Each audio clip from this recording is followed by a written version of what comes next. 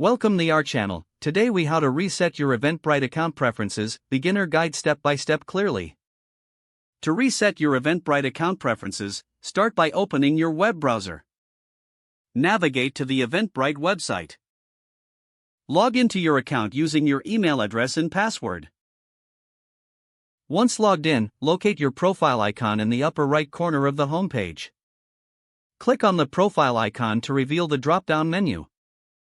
From the menu, select Account Settings. In the Account Settings page, look for the Preferences tab on the left side. Click on the Preferences tab to access your current settings. Here, you will see various options related to communication and email preferences. Review these options carefully to identify which settings you want to change.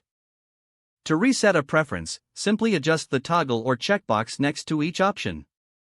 If you want to opt out of certain email notifications, uncheck those boxes. Make sure to scroll down to view all available options. Once you have made your adjustments, locate the Save button at the bottom of the page. Click Save to ensure your new preferences are updated. You should see a confirmation message indicating that your preferences have been successfully saved. To double-check your changes, you can reload the Preferences page. This will allow you to see if the settings reflect your recent adjustments. If you need to reset your password, return to the Account Settings menu. Click on the Security tab to update your password as needed. Follow the prompts to create a new password. Finally, log out and log back in to confirm that all changes have taken effect. If the page does not load, refresh the browser or try again in a private or incognito window. Make sure you are using the correct email address, then retype it carefully to avoid small typos. If your password is not accepted, use the reset option and create a new strong password you can remember.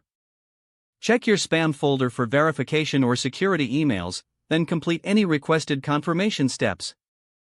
Enable two-factor authentication if available to improve account security and reduce unauthorized access risk.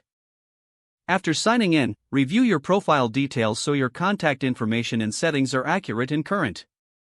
If you see an error message, note it down and try again after restarting your device and internet connection.